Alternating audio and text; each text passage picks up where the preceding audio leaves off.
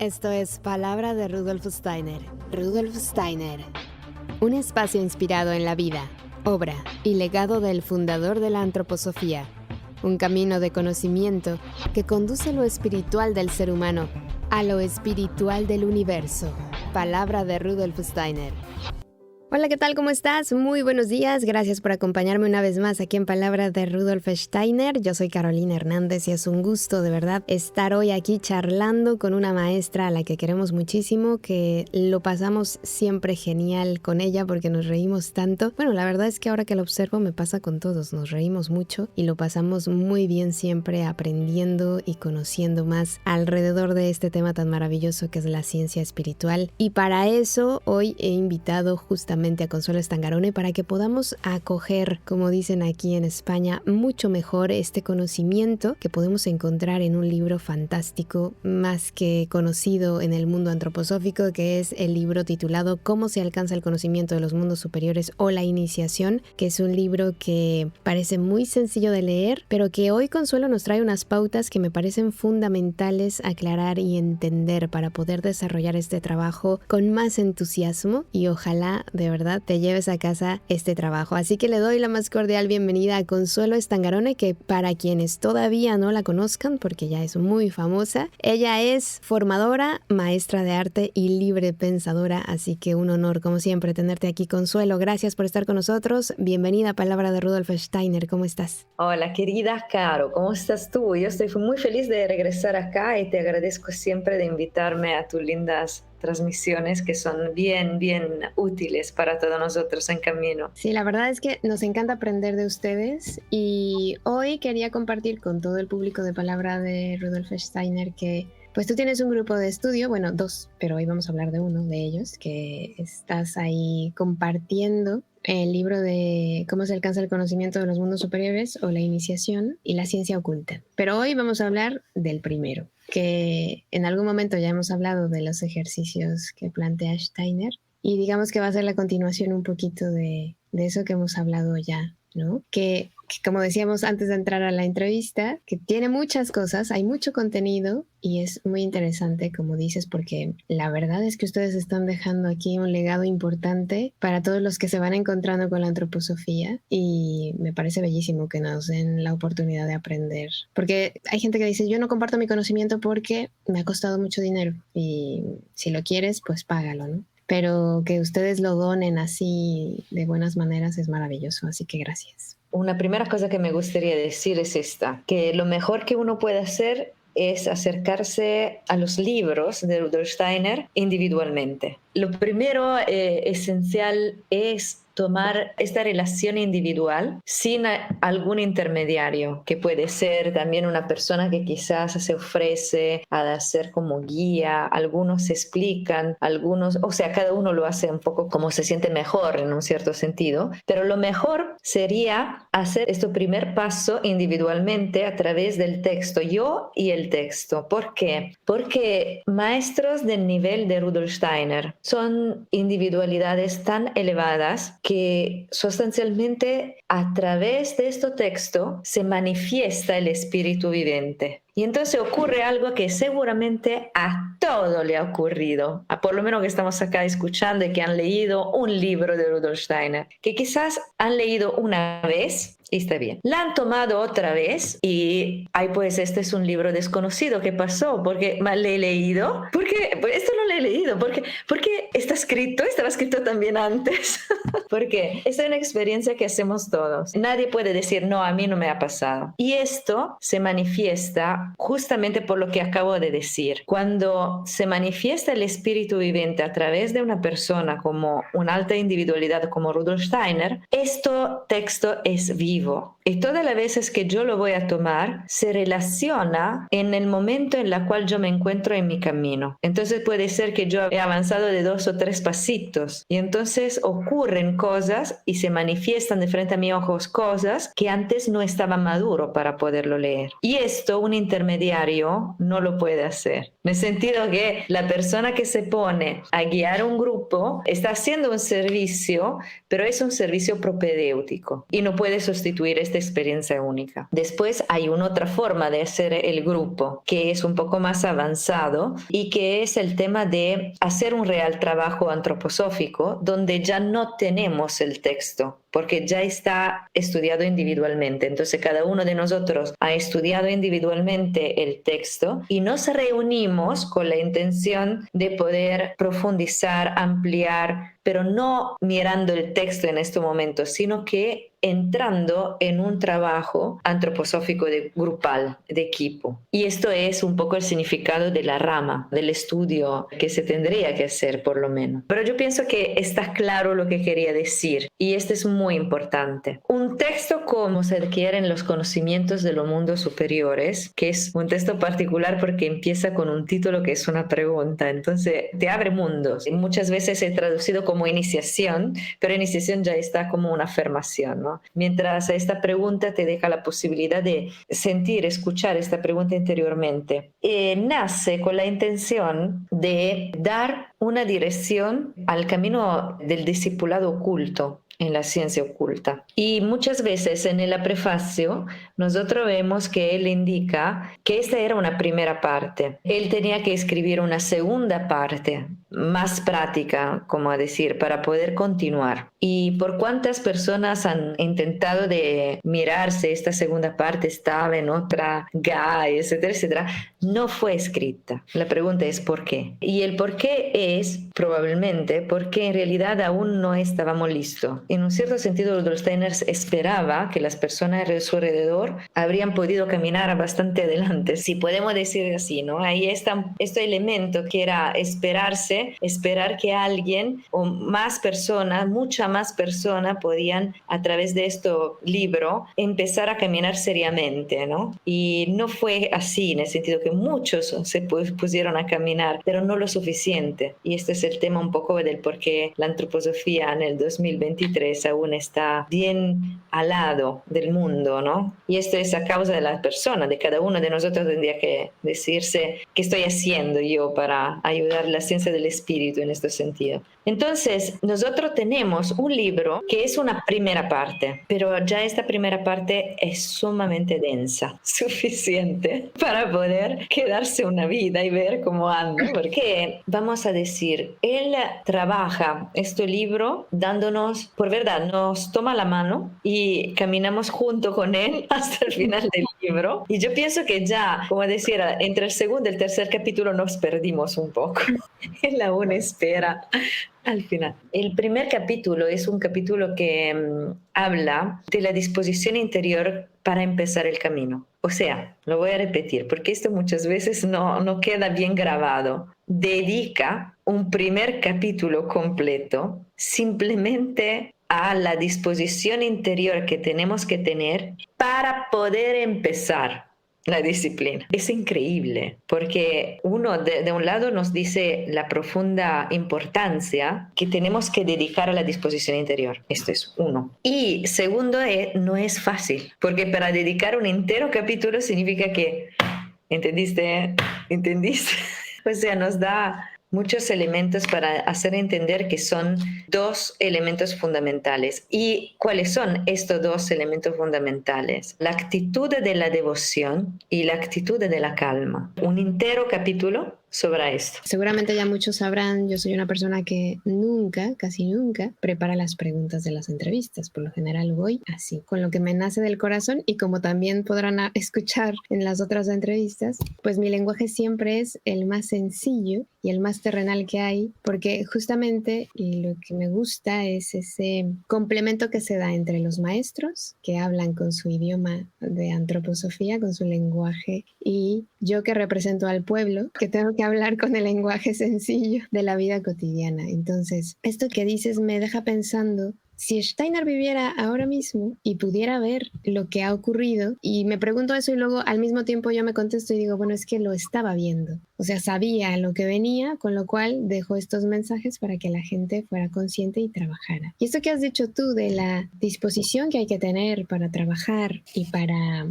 comenzar con estos libros, me parece que es algo que le faltaba, por ejemplo, a la religión. La religión nunca nos dijo hay que tener una disposición interior. Es una cosa como yo te pongo, o sea, lo mismo que la escuela. Yo vierto sobre ti esto que es un mandato que no tienes que cuestionar, ni te preguntes si te sienta bien, si te sienta mal, cómo te cae. Tú simplemente lo recibes y ya está. Entonces, digo yo, las religiones darán ese giro, ojalá, o ese vuelco hacia esto, ¿no? De decirnos somos seres espirituales, cómo habitamos esta tierra, cómo habitamos esta materia. Y también hay mucha gente que conoce esto que ha hablado Steiner, pero no lo tiene ordenado, no lo acompaña del conocimiento. Y también es fascinante conocer a esas personas que no saben por qué, pero son clarividentes y pueden ver cosas y sentir cosas y comprender sin tener el conocimiento, como si en otras vidas ya lo hubieran preparado y ahora han caído así, ¿no? Entonces, cuando tú te encuentras con la antroposofía, si vienes de este ser ya desarrollado, como que por fin hay orden, hay estructura y habitas correctamente la materia, ¿no? Entonces, bueno, esto que he dicho me ha parecido importante compartírtelo ahora, porque me llamó la atención lo que dijiste, el tener disposición, qué importante es. Sí, se podría decir que hay una motivación profunda porque es necesario esto y te contesta un poco del por qué en realidad las religiones no han tenido esta necesidad en pasado. Y el punto es que la devoción, que es un sentimiento bien complicado, porque no es simplemente un sentimiento, ya tiene una parte en sí de voluntad, porque se podría decir en un otro ciclo de conferencia que se llama La metamorfosis del alma humana, a un cierto punto habla de la devoción, Rudolf Steiner, y habla de la devoción como la unión de un sentimiento y de un motivo, de una, ¿cómo se podría decir? Una aspiración volitiva, el amor hacia algo que no se conoce. Entonces, este amor lo podemos sentir todos y por cualquier cosa que puede pasar en nuestra vida, hay a un cierto punto este amor profundo hacia algo que no conocemos y que queremos conocer. Y este es el sentimiento, vamos a decir, la base del sentimiento fuerte de la devoción. Pero del otro lado hay la dedición. Yo me dedico y esta es voluntad. Yo para ser dedicado tengo que con voluntad ponerme al servicio de. Entonces, por ejemplo, un estudiante tiene que ser dedicado porque si no se dedica no le va a resultar nada. El tema es que estos dos elementos de la vida del alma humana no necesariamente van juntos. Porque una persona puede amar algo que no conoce de una forma ciega, entonces unilateralizar este amor y llegar a ser un fanático. Esto es lo que puede pasar, ¿no? Por otro lado, un fanático, como decir, un fanático pasional, porque hay este elemento del amor como pasión. Del otro lado, también una persona puede ser profundamente dedicada a algo sin amar. Y esto es un otro tipo de fanatismo. Es el fanatismo sin pasión. Para entender bien estos dos ejemplos, el amor ciego es el amor, por ejemplo, adolescencial, que cada uno de nosotros ha tenido hacia su héroe. Esta cosa que te hace gritar las fans de Beatles, ¿no? Que estaban jalándose el pelo. Se desmayan, las de Michael Jackson, ¿no? También podemos decir que en la unilateralidad de la dedicación tenemos, por ejemplo, los kamikaze. O sea, me dedico a esto y sin ninguna capacidad de poner mi yo presente. Es lo yo de la causa, en un cierto sentido. Desde el punto de vista de la literatura, por ejemplo, hay esta gran diferencia entre dos personajes de este libro maravilloso que son Los Miserables, de Victor Hugo. Ahí hay estos dos protagonistas. Uno era un ladrón por el tema de la vida, porque era un miserable. Y el otro es un funcionario de la ley. Entonces lo persigue y sigue persiguiéndolo, aunque es evidente que este ladrón, después de un momento inicial en el libro donde se convierte toda su vida, porque encuentra por la primera y por la única vez, por la primera vez, un ser humano que le da posibilidad, que es en este caso es un sacerdote, me parece, bueno, ahora tiene una carga alta, y le da la posibilidad de redimirse en un cierto sentido, realmente, porque sabiendo que era un ladrón, no reclama su crimen. Entonces, lo que hace es darle también más, o sea, él ha robado, me parece, cubiertos de plata. Mientras estás escapando es tomado por una guardia que lo lleva a la casa del sacerdote y el sacerdote dice, no, pues, no, yo le he regalado estos cubiertos de plata y también te digo que olvidaste el candelabro. Este gesto para esta persona que es por la primera vez que le ocurre es tan fuerte, tan profundo, que decide de cambiar completamente su vida y dedicarla a lo demás. Imagínate, el funcionario de ley que lo está persiguiendo desde una vida no logra mirar este cambio. Lo ve, pero no logra mirarlo. Y entonces se podría decir que es dedicado a la ley, pero sin amor, porque su forma de justicia, que es una forma de justicia lícita, no contempla la misericordia, que es el aspecto del amor. Entonces, esto era para dar una imagen de cómo estos dos elementos del alma humana, que son el amor y la dedicación, no necesariamente van juntos, pero cuando nosotros lo juntamos, entonces tenemos un profundo amor por algo que no conocimos, que en este caso es el mundo espiritual. Y nos dedicamos a esto con el tema de determinarnos en una disciplina, entonces se forma la devoción. Y este estado de ánima, del alma, de la devoción, es un sentimiento complejo, porque también tiene ya un aspecto de la voluntad, no solamente ese sentir, sino que ya tiene un otro aspecto, que genera una fuerza, que es una fuerza formadora. Entonces, el dedicar un entero capítulo al hecho que tenemos que desarrollar la devoción, la veneración y el respeto, que son todas cosas que uno diría, pues bueno, en teoría en la casa te lo tendrían que enseñar. No, ya no pasa. Por esto él tiene que dedicar un entero capítulo, porque ya en el 1904, cuando fue escrito este libro, ya a este momento no era fácil para el ser humano generar este sentimiento de la devoción. Estamos en el 1904. Imagínate en el 2023. Y esto es algo que quiero también explicar muy brevemente, porque podemos decir que los sentimientos pueden tener como una doble cara de la moneda. Si de un lado tengo una fuerza formadora, constructora, que es la devoción y que permite de construir sustancialmente órganos que me permiten de percibir cosas que no son sensibles. Del otro lado, debo tener una polaridad de estos sentimientos y que, en un cierto sentido, retira la fuerza para formar estos órganos súper sensibles, pero me da fuerza, en realidad, por percibir algo de sensible.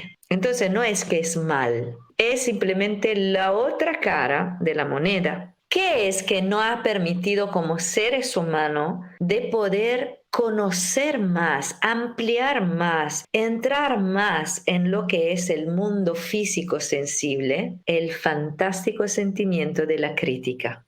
O sea, del otro lado de la moneda de la devoción tenemos la crítica. El ser humano criticando, y cuando hablo de crítica no estoy hablando de la crítica como se entiende en el lenguaje común y corriente, que es como una caricatura de la verdadera crítica. La crítica, bueno, un filósofo importante como Immanuel Kant ha escrito varios libros con el título de la crítica de la razón pura, etcétera, etcétera. Entonces está hablando de un sentimiento, porque la crítica es un sentimiento fundamental. Y es aquel sentimiento que me permite realmente de poder observar con desapego. Cuando yo miro el mundo exterior con desapego, yo puedo realmente entrar en conexión con lo que es. Me puedo preguntar, ¿cosa es?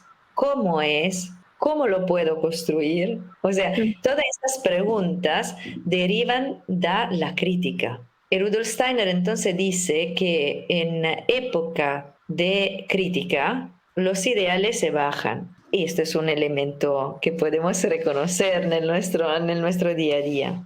Entonces hay este elemento de la crítica por la cual los hijos, los niños ya muy temprano empiezan a criticar, aprenden a criticar fácilmente. Nosotros le damos esto, porque nosotros somos hijos de nuestro tiempo y somos hijos de la crítica más que de la devoción. Se podría decir en el 1600, en el 1500, y yo iría mucho más atrás, en el 1200, en el 1100, la educación era basada sobre la devoción. Entonces se enseñaba a unir las manos, se enseñaba a rezar, se enseñaba a benedecir, ¿ya? Y esto hacía parte de un tiempo en la cual el ser humano necesitaba aún este elemento, naturalmente, instintivamente. Pero con el tiempo, paso a paso, ha empezado a abrirse más a la crítica y entonces la mano se separa. Y esto es un hecho que tenemos que tener. No es ni bueno ni malo. Como lo tenemos que observar, es un hecho. Claro, podemos decir, ¿sería mejor? Sí, pues todo es mejor, pero el tema es lo que tenemos, porque todo lo que nos lleva a una nostalgia del pasado no es bueno, es una tentación luciférica. Entonces, no es que tenemos que regresar a una devoción antigua. Lo que está hablando Rudolf Steiner es de crear en nosotros la condición para percibir, para sentir esta profunda devoción que pero sea realizada en el tiempo moderno. Entonces no puede ser una devoción hacia un ser humano, una institución, un ser más o menos no bien definido, sino que debe ser una devoción hacia el mundo espiritual. Y para hacer esto, lo primero es conocerlo, o sea, estudiarlo. Si yo no lo estudio, ¿cómo me puedo crear en la condición en la cual estamos esta devoción? Yo necesito estudiarlo. Estudiar significa sustancialmente comprender con la lógica. Esto es estudiar. Yo comprendo con la lógica. Lo veo, no lo veo, pero puedo comprenderlo. O sea, comprender, que significa cum acoger, desde el latín. Entonces, este es un primer elemento que para mí es importante porque así entendemos por qué un capítulo entero. Porque nosotros somos hijos de la crítica y necesitamos no abandonar la crítica, pero desarrollar la devoción, esto sí. Y segundo, entendemos por qué la religión también no necesita hacer esto, porque antiguamente se basaba sobre la devoción, pero era un otro tiempo. Claro, además era otro tipo de devoción, ¿no? Porque era siempre desde el miedo, para que no te ataque el mal, no para que desarrollaras estos órganos, como dices tú, estas fuerzas que van creando, sino todo lo contrario, era como para protegerte, como te decían tú, que eres inferior y que no tienes poder sobre nada, tienes que protegerte con estas oraciones, con esto, para que no te ataque el mal, como si el mal viniera de afuera. Bueno, esto es lo que hay siempre que recordarse que también era distinto, ¿no? Más en el tiempo, más antiguo, te mueves más antiguamente, más te das cuenta que la percepción del ser humano era distinta. Entonces, una enseñanza de este tipo era aceptada, pero no con miedo, como tú dices. Esto es algo que ahora va a ser aceptada con miedo. Si no, no va a ser aceptada porque ahora estamos en una tal individualización de lo yo que tú no me vas a decir lo que tengo que hacer yo. O sea, es algo que el ser humano no acepta. Y uno podría decir, Consuelo, 3 años de pandemia. Bueno, te puedo decir que en la mayoría de los casos no lo han aceptado los seres humanos. A ver quién lo ha aceptado. Provocación.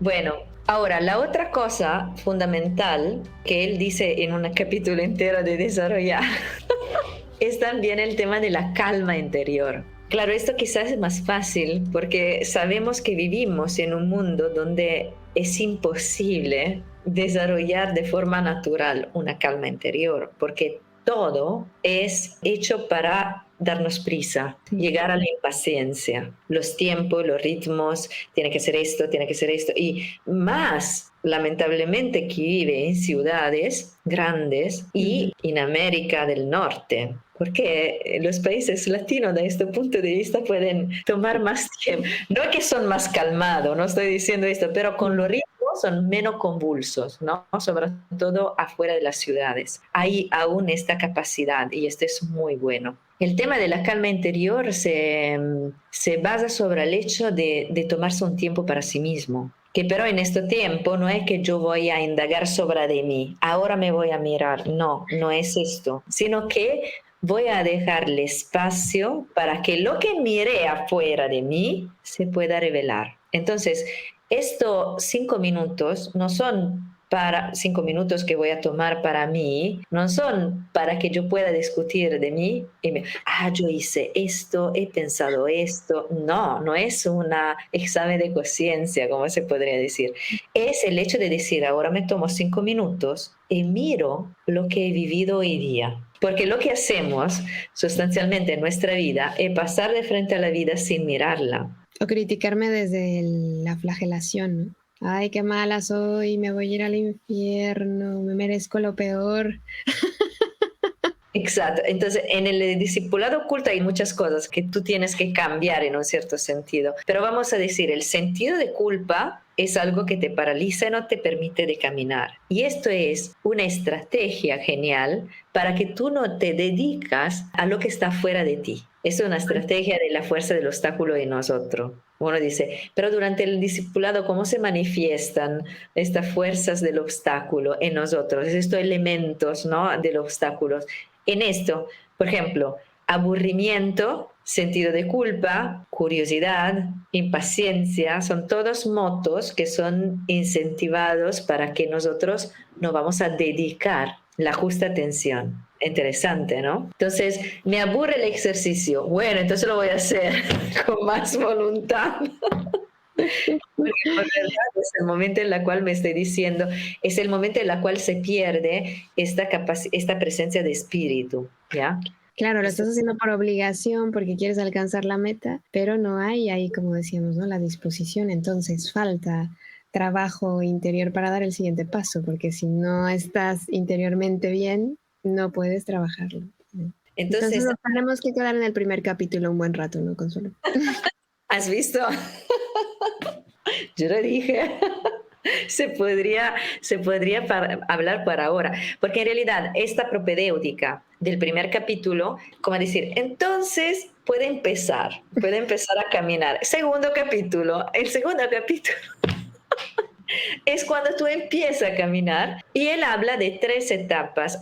Acá quiero también hacer una claridad. En el segundo capítulo finalmente empieza a hablar del camino, o sea, predisposición ya la tenemos. Vamos a ver si la tenemos, porque hay que quedarse ahí por un tiempo. Pero puedo ir avanzando, entendiendo que ahora voy a entrar en la explicación de lo que puede ser el camino del discipulado. Y él habla de 3 etapas. La primera etapa la llama preparación, la segunda la llama iluminación y la tercera iniciación. Fíjate que la iniciación es el tercer capítulo.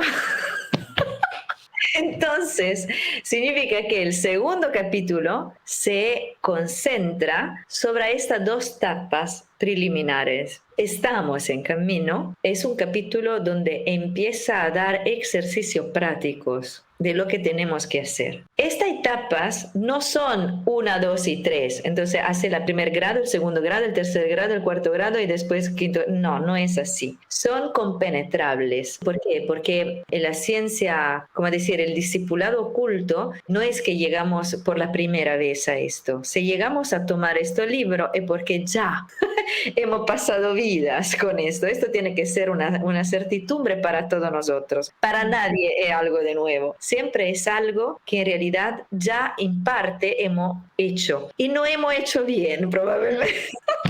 Por esto estamos ahora retomándolo. Para ver si en esta vida es la última, dice. Entonces, quizás tenemos ya ciertos grados de estas etapas en nosotros listas, desarrolladas, maduras, que no significa que somos a qué nivel, no. Simplemente que tenemos quizás algunas cosas más que pueden ayudarnos para poder seguir el camino. Entonces puede ser que alguien a un cierto punto madure más fácilmente la etapa de la iluminación antes de la preparación preparación, o puede ser que alguien sea ya un pasito de la iniciación, aunque la preparación le falta mucho. Esto lo explica muy claramente. Entonces, no es que tenemos que decir, ahora voy a hacer esto, pues después esto, después. Él empieza dando una posibilidad, un abanico de ejercicios. Estos son ejercicios de la iniciación, o sea, para poder adquirir los conocimientos de los mundos superiores. Y los ejercicios que él da son todos ejercicios aristotélicos. Y esta es la maravilla, porque nosotros platónicos podemos decir, oh, ahora puedo finalmente ir a ver el punto de vista de los aristotélicos, entenderlo más y aplicarme, porque puede ser que se sienta esta exigencia de ir en la corriente aristotélica para aprender de ahí. Y claramente por los amigos aristotélicos, oh, finalmente alguien que la ha puesto escrito. Nos faltaba esta explicación. Entonces, los ejercicios son aristotélicos, rosacrucianos. O sea, este camino que nos da es el camino que se puede llamar cristiano esotérico rosacruciano. Esto es el camino occidental para los hombres del occidente. Acá hay de poner atención a algo de particular. Es interesante leer seguramente los ejercicios, pero después mirar cómo estos ejercicios son formados. Porque en este ejercicio, en esta práctica de poder mirar cómo está dando el ejercicio, entendemos muchas cosas que tenemos que considerar atentamente. Voy a hacer un ejemplo, que es el ejemplo de un ejercicio. No es el primero, uno. Él dice que de ponerse de frente a una semilla y observar esta semilla, describirla en todos sus particulares y después hacer determinados pensamientos guiados. Voy a seguir una línea guía de pensamiento que él está determinando. Después de todo esto, siempre después de cada ejercicio, él pone lo que se tendría que llegar al final. O sea, no al final del ejercicio, sino que al final. O sea, cuando el ejercicio funciona, ¿no? Tiene como decir, se está resultando bien. Y él habla entonces que a poco empezamos a percibir, no con los ojos físicos, sino que en nuestro espacio interior mental, la sensación similar a, y después la describe. Entonces, es aristotélico, porque parte de la semilla. Y la semilla la tiene que tener ahí de frente de ti. No es que me voy a imaginar cómo puede ser una semilla de manzana. Tengo que tener de frente a mí y observar de frente a mí esta semilla. Entonces, esto es prettamente aristotélico, porque el pensamiento aristotélico parte de la materia para buscar el espíritu. Entonces tengo que tener la observación a través de mis sentidos. Pero no es que tengo que terminar acá el ejercicio, en realidad hice simplemente una observación. Aprendí mucho de la semilla de la manzana, pero se acaba ahí. No termina ahí. El tipo de pensamientos, entonces a este punto, a este nivel, yo dejo la semilla física, la dejo de parte y me dedico a los pensamientos guía que él está diciendo. Y en estos pensamientos, la primera cosa que hacer es un ejercicio de imaginación. Tengo que imaginarme que de esta semilla un día surgirá una planta madura de manzano y me la tengo que imaginar lo más exacto posible. Cuánto es grande, cómo es su follaje, etcétera, es las ramas, el color de la corteza, el color de las hojas, todo, ¿no? Este es una imaginación. El olor, claro, todo lo que puedo hacer. Y una vez que tengo esta imaginación de frente a mí, entonces voy con los pensamientos. Y los pensamientos son que yo no puedo verla, esta planta, con los ojos físicos. Si yo la miro en la semilla me esconde todo esto. Ahora no voy a entrar en el particular del tipo de pensamiento del ejercicio. Lo que quiero decir es que son 3 etapas hasta este punto. Observación a través de los sentidos físicos, imaginación en la mente, entonces en el cuerpo astral, y la dedicación del pensamiento, la guía del pensamiento, que estamos en el elemento espiritual. Pues es muy complicada la parte de la imaginación, Consuelo. Por esto es importante, ¿no? Dar espacio también a la experiencia de la vida, porque como yo tengo una semilla de frente a mí para poder hacer el ejercicio, tengo que haber visto al menos una vez en mi Claro. vida un manzano, en la verdad, para poder recordarme también. Puedo recrearlo, puedo recrear este recuerdo y tener el manzano de frente a mí. ¿Qué hace todo esto? Un, dos, tres. Claro, hay que decir que estos pensamientos que el Rudolf Steiner hace son dirigidos. Son dirigidos significa que son bien particulares, estructurados en una forma particular para que nazca un sentimiento. Termina todo con este sentimiento que está dentro de mi corazón, está dentro de mi alma. Y este sentimiento está conectado con todo el ejercicio. Bien, esto sentimiento es la fuerza formadora de los órganos. No es la observación, no es la imaginación. Y los pensamientos son, como decir, fundamentales para que surja el sentimiento. Todo esto es necesario, pero es el sentimiento que surge a tener esta fuerza. Los sentimientos que nosotros probamos son fuerzas que pueden ser destructoras o constructoras. Claro, ahora tiene todo el sentido, porque es muy complicado decir, bueno, ¿y yo para qué quiero? ¿No? En todo caso, ¿yo para qué quiero alcanzar el conocimiento de los mundos superiores? ¿A mí de qué me beneficia o qué me aporta o qué me trae? ¿No? Y eso que has dicho me ha encantado porque no sé si a todas las que nos están escuchando les pase, pero yo he escuchado a muchas mujeres, por lo menos, mujeres, no hombres, decir, claro, yo todo lo que me viene son tragedias, ¿no? Ay, que si vamos a ir al parque, ay, a ver si mi hija no se cae, voy a llevar aquí por si se cae, por si no sé qué, ¿no? Como que en eso sí tenemos mucha facilidad para imaginar las cosas que pueden pasar terriblemente. Pero por el otro lado no tenemos esa ejercitación, no hemos ensayado esa otra parte que nos genera este sentimiento que has dicho, que al final, ¿cómo nos vamos desenvolviendo en la vida? Pues desde ahí, desde el miedo, desde todo lo terrible que me puede ocurrir en la vida, y entonces cómo me comporto, pues me comporto alimentado de esos sentimientos que son terribles. Entonces ves a la gente tensa, nerviosa, ansiosa, neurótica, y ahora lo entendemos, ¿no? Y lo que tú estás diciendo es fundamental, porque esto dice que esto que vive en mi alma tiene una fuerza formadora, como yo dije. Entonces, en otras situaciones he escuchado decir, tus pensamientos se pueden realizar, pueden concretizarse. Esto es sumamente verdadero. ¿Por qué? Porque el tema es que el pensamiento, que es lo que yo puedo controlar, porque este es un punto fundamental. Entre el pensar, el sentir y la voluntad,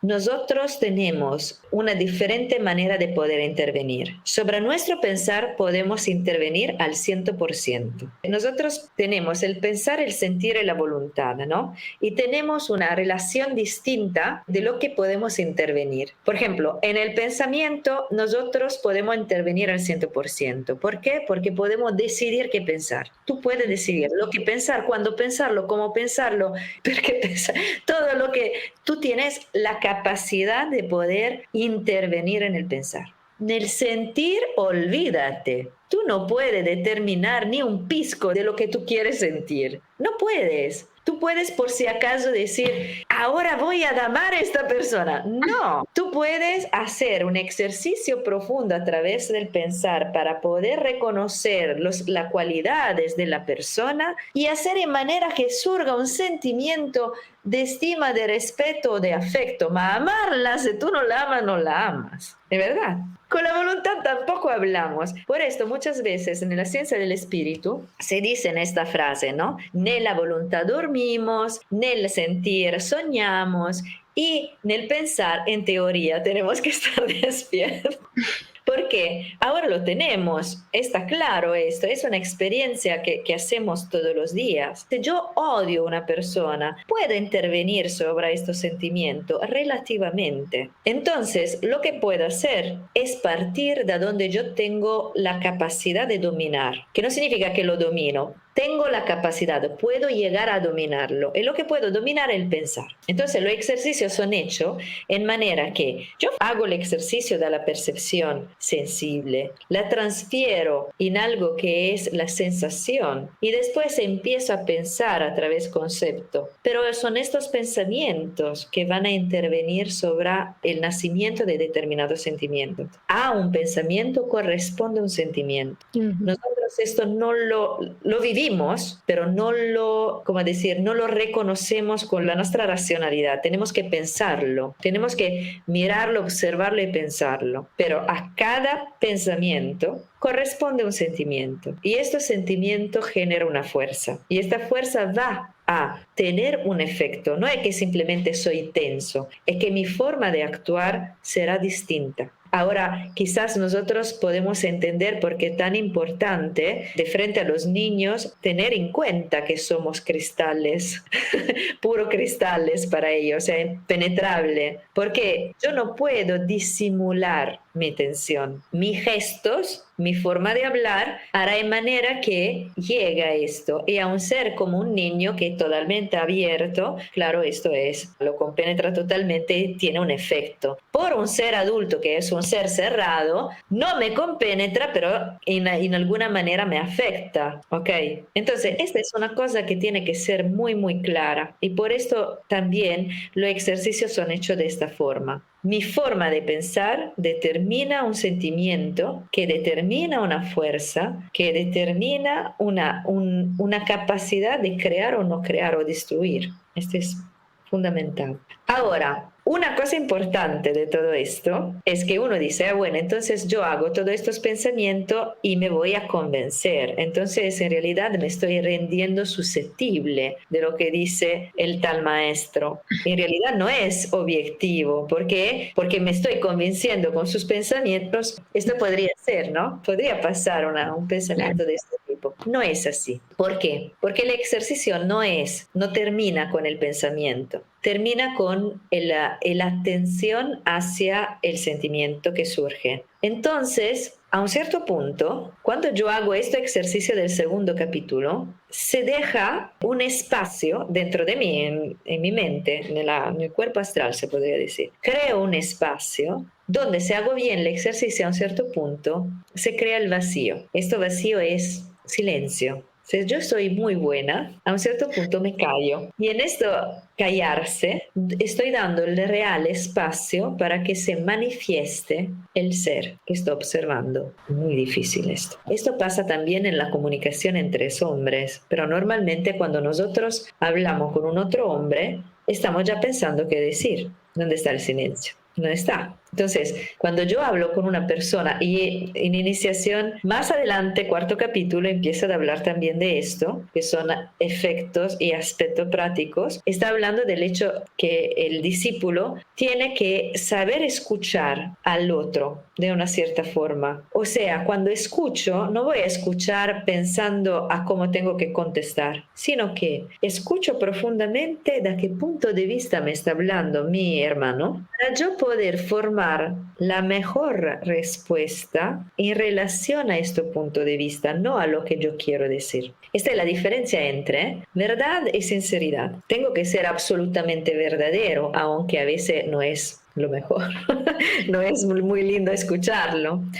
Pero no tengo que ser sincero. O sea, hay una gran diferencia entre esto. Porque ser sincero es un acto extremadamente egocéntrico, donde yo vomito lo que es verdad, como he dicho. Desahogarme, yo saco lo que tengo aquí. Desahogo, exacto, lo vómito, porque en realidad es un vómito, es el mismo gesto del vómito, perdón, pero es un gesto fisiológico, ¿no? Es un gesto instintivo de reacción, es una reacción, no es una respuesta. Y en esto estoy en realidad dando satisfacción mucho a mi ego inferior, a mi yo inferior. Dice la verdad finalmente, ¿no? Pues tú vomitaste tu sinceridad, que es otra cosa.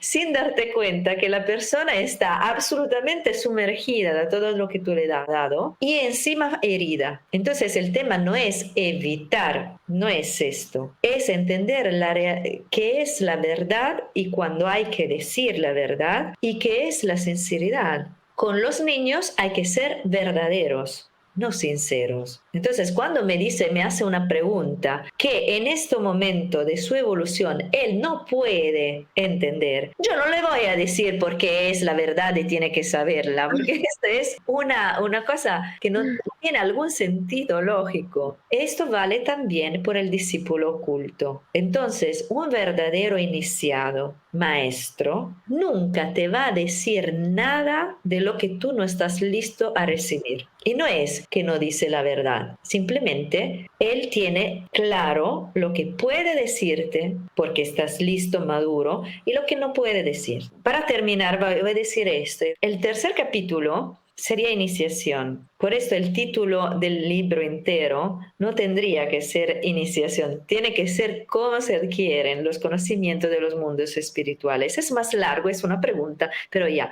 si lo tenemos claro, entendemos que el tercer capítulo es una tercera etapa que he descrita de Rudolf Steiner, que no es el final de nada. Muchas veces pensamos, bueno, llegamos a la iniciación. No, no llegamos a la iniciación. O sea, no es que con esta terminamos algo. Iniciar significa inicio. Iniciando significa lo que está para iniciar. ¿Qué significa esto entonces? Que en estos primeros 3 capítulos, Rudolf Steiner nos da claramente, con un lenguaje claro, cristalino, con pensamientos precisos que tienen también, de esto se podría hablar por horas, una forma de pensamientos, una concatenación de pensamientos que actúan en la persona que lee, no como si fuera una lectura intelectual, como si fuera un libro cualquiera, sino que un estudio profundo de esto, que no significa un estudio profundo del contenido, sino de cómo este contenido es portado, es llevado. Entonces, voy a retomar el pensamiento principal. En estos primeros 3 capítulos está lo que él puede decir.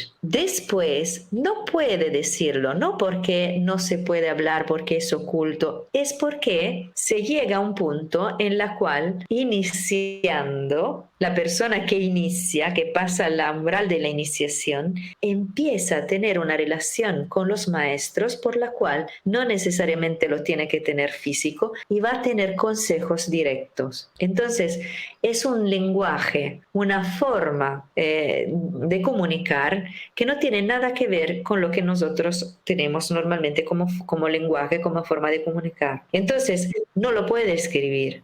Ya ha escrito de todo. Cuando se llega al tercer capítulo y se habla de las primeras 3 pruebas, la prima puedo entenderla más o menos. La segunda, sí.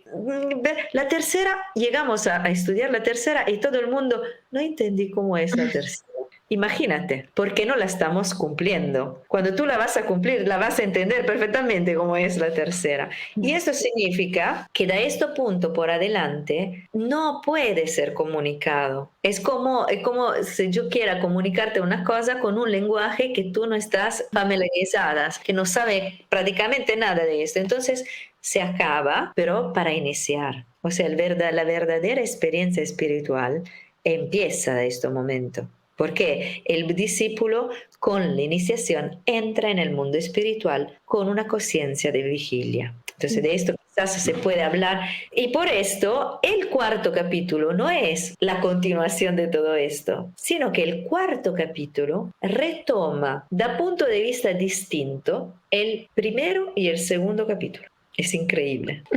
Hace otra vez un gesto de regresar. Él constantemente hace este gesto de la fluidez. Cuando uno se familiariza con los libros de Rudolf Steiner, empieza a ver cómo es su pensamiento, su forma de pensar, que es estructurada con intención. Es una constante repetición, que nunca es la repetición igual a la letra. Es así como la ola del mar se van a enfrangir en la arena y regresan. Nunca es la misma ola, pero sigue este movimiento de repetición. Y esta es su forma. ¿Por qué? Porque esta es la forma, esta es la manera para que nuestro cerebro etérico pueda ser poco a poco conformado y despegado del cerebro físico. Él solamente leyendo te da la posibilidad de hacer este entrenamiento, imagínate. Con el discipulado oculto le va a darle empujón. Pues fantástico, nos encanta.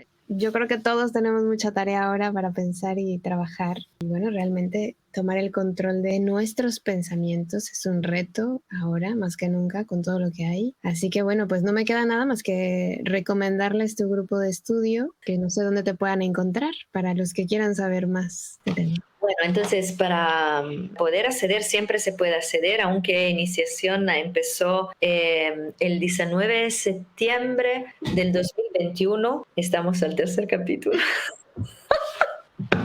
Aún estamos ahí, porque la forma de proceder, claro, es una forma para poder entrar a comprender estas olas, ¿no? Este ritmo que él pone en el escribir, y no simplemente el contenido intelectual, que esto cualquier persona lo puede entender, no necesita de mí para entender lo que está escrito. Pero el grupo en este sentido es un grupo que se apoya uno con el otro propio para lograr entender, que darnos el justo tiempo para poder absorber también este ritmo. Y es un grupo operativo en el sentido que los participantes se han dado la tarea de cumplir con los ejercicios, con los 6 ejercicios fundamentales. Entonces empezamos todos juntos, pero cada uno en su camino. Entonces hay personas que han tenido que retomarlo, han tenido que reempezar y que están en el segundo, en el tercero. No importa esto, lo importante es la intención y la determinación a cumplirlo. Y entonces al final del grupo de estudio, que dura 50 minutos, dejo a veces, muchas veces, el tiempo de 5 o 10 minutos para hablar de las dificultades de los ejercicios. Entonces hay una condivisión, ¿no? No tanto de lo que percibimos, porque esto tampoco tengo que cortar un poco las piernas, porque no es esto el fundamental y no tenemos la capacidad de expresarlo aún de una forma buena. Entonces lo bueno es hablar sí de la dificultad o de lo que esto me sale mejor, esto me sale peor, cómo lo hacemos, estas cosas sí se pueden confrontar. ¿Y cómo? Yo tengo una página Facebook que tiene mi nombre y tengo un grupo que se llama Encuentros de Antroposofías. Se accede contestando, le pido por favor de contestar a las preguntas. Ya no contesta la pregunta, pero sería importante justamente para entender quién está entrando, ¿no? Porque a veces entran personas que hacen cosas totalmente distintas. Entonces, yo sé, claro que pueden entrar, pero tienen que entender que es un grupo de antroposofía más que todo. Y ahí, en este grupo Facebook, está siempre disponible en evidencia el acceso al chat para poder entrar en el grupo y poder encontrar el link de Zoom donde nos reunimos. Nos reunimos el domingo. En este momento, por cada horario de Latinoamérica, es un horario un poco feo y entonces son 50 minutos, un primer grupo que es ciencia oculta, una pausa de media hora y 50 minutos iniciación. Es grabado, pero por una semana. Entonces, la persona que no ha podido o no puede participar lo puede ver en diferida para seguir el grupo, pero después se borra en la grabación. De verdad, un gusto, un lujazo para nosotros tenerte aquí. Gracias por seguir compartiendo y esperamos tenerte pronto por aquí. Está bien, gracias a ustedes. Un abrazo, Caro. Maravillosa, como siempre, Consuelo. Muchísimas gracias por habernos acompañado aquí en Palabra de Rudolf Steiner y espero que todas estas pautas que nos ha dejado hoy Consuelo nos ayuden a entender mucho mejor este trabajo espiritual, por qué es tan necesario, por qué es importante en nuestras vidas. Ojalá disfruten muchísimo más de esa lectura, que por cierto en nuestro canal tenemos ahí la lectura de 2 capítulos que ojalá les llenen el alma, el corazón y les sean de mucha utilidad. Ya saben que como siempre estamos en contacto a través de nuestras redes sociales, en Facebook, YouTube y en Instagram nos encuentran como Palabra de Rudolf Steiner y también en nuestra página web palabraderudolfsteiner.com. Y mis mejores deseos están contigo, ya lo sabes siempre, que el sol brille mucho tiempo sobre ti, que el amor te rodee siempre y que la luz que mora en ti guíe tus pasos. Si así debe ser, nos escuchamos el próximo miércoles. Yo soy Carolina Hernández, gracias, hasta la próxima. Escuchaste Palabra de Rudolf Steiner. Rudolf Steiner, un espacio inspirado en la vida, obra y legado del fundador de la antroposofía, un camino de conocimiento que conduce lo espiritual del ser humano a lo espiritual del universo. Palabra de Rudolf Steiner.